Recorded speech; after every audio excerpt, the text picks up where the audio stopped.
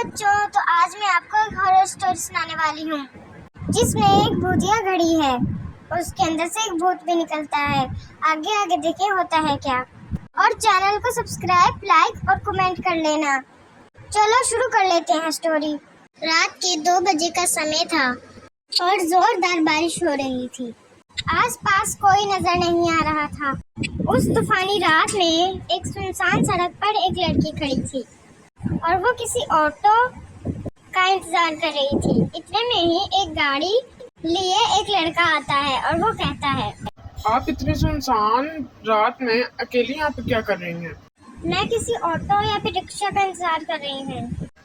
اتنی سنسان وقت میں آپ کو کوئی رکشا نہیں ملے گا۔ آپ میرے پاس آ جائیے، یہاں گاڑی میں بیٹھ جائیے، میں آپ کو آپ کے گھر ڈراپ کر دیتا ہوں۔ شکریہ، میں چلی جاؤں گی۔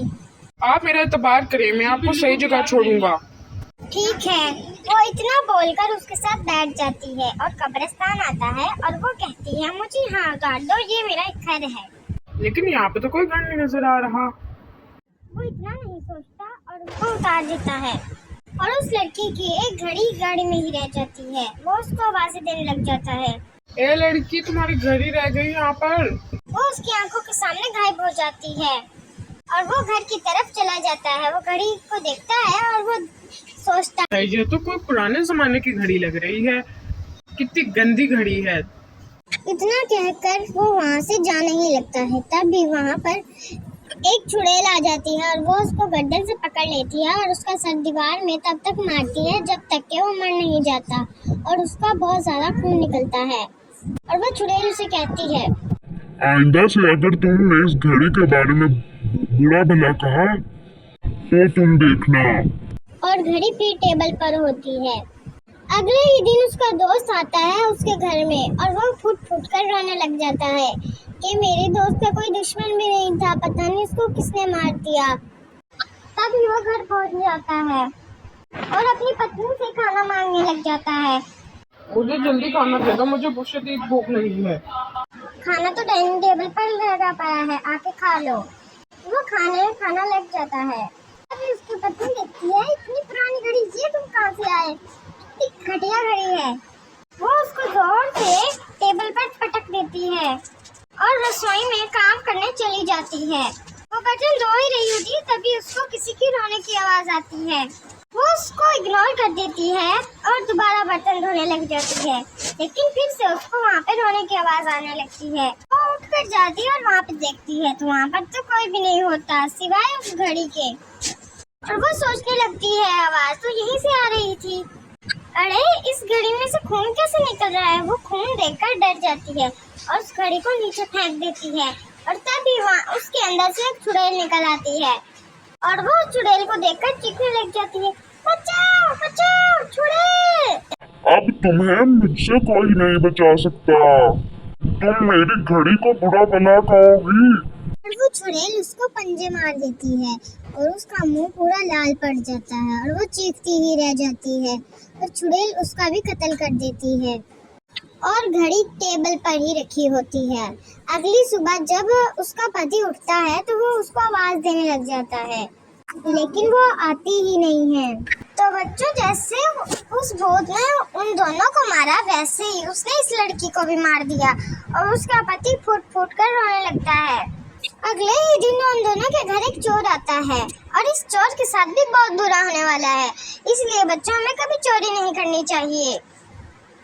تو وہ اس گھڑی کو اپنے ساتھ لے جاتا ہے اور وہ چڑیل بھی اس کے ساتھ ساتھ اس کے گھر آ جاتی ہے۔ پہلے اس کو محسوس ہوتا ہے کہ اس کے پیچھے کوئی ہے، لیکن وہ دیکھتا ہے تو اس کے پیچھے کوئی بھی نہیں ہوتا۔ وہ گھر چلا جاتا ہے۔ آج میں بہت ہی اچھا مال چرا کے لایا ہوں، آج میں بہت ہی سندر سی گھڑی چرا کے لایا ہوں، لاؤ مجھے دکھاؤ کس طرح کی گھڑی ہے۔ وہ دیکھتی ہے تو وہ اس کو گھڑی بالکل نہیں اچھی لگتی، اتنی گندی گھڑی اٹھا لائے، یہ تو بالکل پرانے زمانے والی ہے، اس کو تو پھینک ہی دو تو اچھا ہی ہوگا۔ کیا بات کر رہی ہو تم؟ اس کو پھینک دیا، تمہاری روزی روٹی کیسے چلے گی؟ یہ بہت اچھے دام میں بکے گی، چلو تم اس کو رکھ دو۔ تبھی اس کا پتی سونے چلا جاتا ہے اور وہ رسوئی میں کام کرنے چلی جاتی ہے۔ وہ برتن دھو ہی رہی ہوتی ہے کہ تبھی اس کو محسوس ہوتا ہے کہ اس کے بال کوئی کھینچ رہا ہے۔ کیا کر رہے ہو جی؟ مجھے تنگ مت کرو، مجھے کام کرنے دو۔ मत करो ना। लेकिन उसको कोई आवाज नहीं आती। तभी वो पीछे मुड़कर देखती है तो उसको नजर आता है एक भयानक चुड़ैल उसके सामने खड़ी थी और वो चुड़ैल उसका गला पकड़कर उसको कहने लगती है, मेरी घड़ी को तुमने बुरा भला कहा, तेरी तो आज जान ले लूंगी मैं। हाँ, एक भूत आई थी और उसने मेरी गर्दन पकड़ ली थी। कल हमें पीर के पास जाना होगा।